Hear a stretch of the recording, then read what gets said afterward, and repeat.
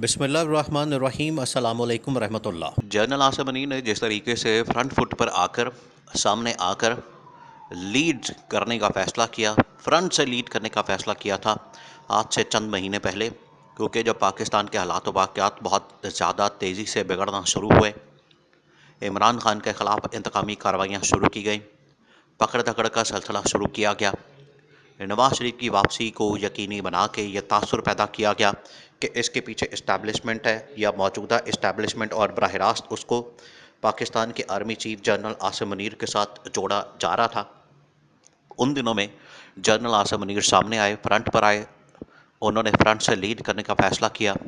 और ना सिर्फ इकॉनमी के ऊपर, पाकिस्तान की मैशत के ऊपर, पाकिस्तान की जो माशी सूरत हाल है उसके ऊपर अहम तरीन फ़ैसला किया। बिजनेसमैनों से मुलाकातें की, कारोबारी लोगों से मुलाकातें की, स्मगलिंग के ऊपर, मनी लॉन्ड्रिंग के ऊपर हाथ डाला और जनरल आसिफ गफूर को जो अहम तरीन टास्क दिया उसको पाया तकमील तक पहुँचाया और उसमें कामयाबी हासिल की।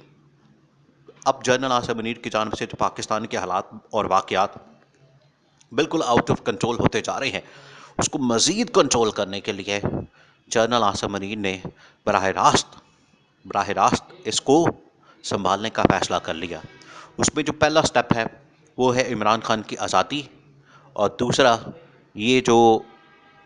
नवाज शरीफ है, दंदनाता फिर रहा है, मुलाकातें करता फिर रहा है और अगली हुकूमत के ख्वाब देख रहा है, उसकी गिरफ्तारी के हवाले से जो अहम खबर आनी है आपने इसको समझना है। देखिए, पाकिस्तान के अंदर जो सूरत हाल पैदा हो चुकी है, जो यहाँ पर दिन ब दिन हालात बिगड़ते जा रहे हैं, उनको संभालने के लिए आखिरकार किसी को तो सामने आना है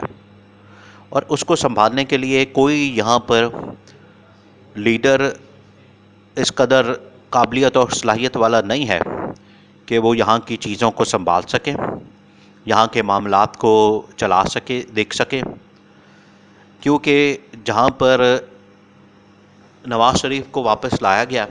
नवाज शरीफ को सिर्फ अपनी इक़्तिदार की फ़िक्र पड़ी हुई है। इमरान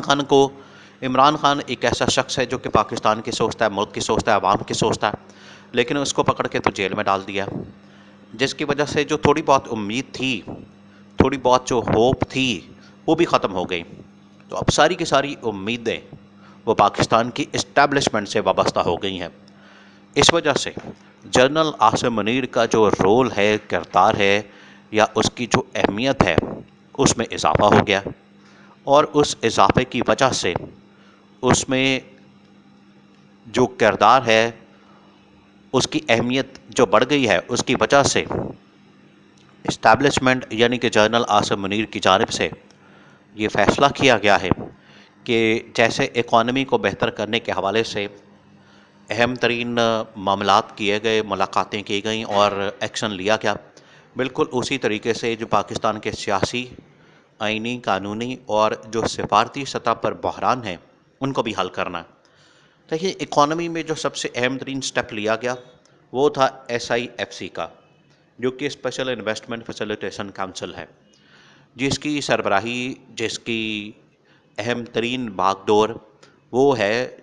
पाकिस्तान के army chief general Asim Munir के पास। क्योंकि जब जनरल आसिम मुनीर ने सऊदी क्राउन प्रिंस मोहम्मद बिन सलमान के साथ मुलाकात की थी, तो मोहम्मद बिन सलमान ने जनरल आसिम मुनीर के सामने सबसे पहले यही बात की थी कि हम पाकिस्तान में तो इन्वेस्टमेंट करने को तैयार हैं, पाकिस्तान में हम सरमायाकारी करने को तैयार हैं, लेकिन वहाँ पर हालात भी तो बेहतर हों, वहाँ पर मामलात भी तो बेहतर हों। पहली बात कि वहाँ पर अदम इस्तेहकाम, सियासी अदम इस्तेहकाम है। दूसरी बात ये कि सऊदी क्राउन प्रिंस ने कहा कि अगर हम वहाँ पर इन्वेस्टमेंट करते हैं तो आपके वहाँ पर जो हुकूमत है वो इतनी करप्ट होती है, इतनी नाअहल होती है, इतनी नकम्मी होती है और इस कदर कमीशन किकबैक्स लेने वाली होती है कि अगर हम पैसा वहाँ पर लगाने जाते हैं तो पैसा वहाँ पर खा लिया जाता है। इस वजह से हम नहीं आएंगे। फिर जनरल आसिम मुनीर ने यह जिम्मेदारी ली थी कि हुकूमत को भी मैं देखूँगा, पैसा आपका खा के दिखाए, और जो आपकी फैसिलिटेशन है इन्वेस्टमेंट की वन विंडो के ज़रिए पाकिस्तान में, उसको भी मैं ठीक करके दिखाऊंगा। उसके बाद उसके बाद फिर जनरल आसिम मुनीर ने यह सारा एक्शन लिया और पाकिस्तान के अंदर मामलात को ठीक किया। ये पहला। फिर जनरल आसिम मुनीर को जो टॉप मिलिट्री कमांड, जितनी भी जनरल आसिम मुनीर की जानिब से जो दौरे किए गए, अहम तरीन मामलात देखे गए और तमाम की तमाम चीज़ों को, मामलात को देखा गया। फिर जनरल आसिम मुनीर को इस हवाले से ज़ोर दिया गया कि आप ही फ्रंट पर आएँ, आप ही लीड करें और पाकिस्तान के जो दूसरे सेक्टर हैं वहाँ पर भी इसी तरह से सफाई करें, वहाँ पर भी इसी तरह से कार्रवाई करें, वहाँ पर भी इसी तरह से एक्शन लें ताकि वहाँ पर भी बेहतरी आए। देखें, ये जो गंद है पाकिस्तान के अंदर, ये पिछले जरदारी हुकूमत के दौर का और उसके बाद नवाज शरीफ की हुकूमत के दौर का, ये टोटल 10 साल जो बनते हैं 2008 से 2018 तक, जब इन्होंने अपनी हुकूमत की,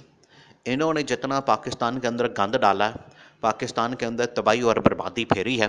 पाकिस्तान को जिस तरीके से तबाह बर्बाद किया और अपनी दौलत, जायदादें, अपनी प्रॉपर्टियां, बैंक बैलेंस बनाए हैं, उसको आखिर किसी न किसी ने तो ठीक करना है। इमरान खान ने 3 साढ़े 3 साल अपने दौरे हुकूमत में तमाम की तमाम चीज़ें ठीक कर दी थी, इनका गंद भी साफ़ कर दिया था, इनकी जानिब से जो तबाही और बर्बादी फेरी गई थी उसको भी ठीक कर दिया था। लेकिन फिर जब इनको अंदाज़ा हुआ कि अब हमारे ऊपर हाथ पड़ गया, अब हमारी दौलत निकलने वाली है, अब हमारी जायदादें, प्रॉपर्टियां, बैंक बैलेंस वो भी सामने आने वाले, हमारे काले करतूतों का हमें अपने अमालनामे का हिसाब देना पड़ना है, फिर इन्होंने साजिश करके इमरान खान की हुकूमत का तख्ता उलट दिया। तो आज जनरल आसिम मुनीर को ये तमाम चीज़ों का इतराक है, उनको पता है कि 10 साल का जो गंद डाला गया वो इमरान खान ने ठीक किया, लेकिन फिर से इन्होंने 1.5 पौने 2 साल हुकूमत करके जो पीडीएम की जमातों की शक्ल में 14-15 जमातें मिल मिला के आज ये सब एक दूसरे के ख़िलाफ़ लान तान कर रहे हैं, गालियाँ दे रहे हैं, एक दूसरे के ख़िलाफ़ सियासत करते फिर रहे हैं। इनका कोई दीन मान नहीं है।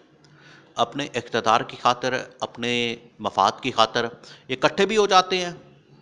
और एक दूसरे के ऊपर गालियाँ भी देते हैं, एक दूसरे के ऊपर लान तान भी करते हैं। तो इनका कोई दीन मान नहीं है। इस वजह से जनरल आसिम मुनीर ने यह फ़ैसला किया और बड़ा अहम तरीन ख़िताब करके जो पाकिस्तान की टॉप मिलिट्री कमांड है उसको इंस्ट्रक्शन दी हैं कि पाकिस्तान के अंदर ये जो करप्ट, पाकिस्तान के अंदर ये जो डाकू, पाकिस्तान के अंदर ये जो चोर ऊपर आके बैठ जाते हैं, पाकिस्तान को खाते हैं, लूटते हैं, माल बनाते हैं, दिहाड़ियाँ लगाते हैं, इनका रास्ता बंद करना है। और जब इनका रास्ता बंद होगा तो ऑटोमेटिकली जो शरीफ ख़ानदान है, जो जरदारी ख़ानदान है, उनका रास्ता बंद हो जाना है और इनके एहतसाब का आगाज़ इनके गिरफ़्तारी से होना है और इमरान खान की आज़ादी को यकीनी बना के ही हालात बेहतर होने हैं।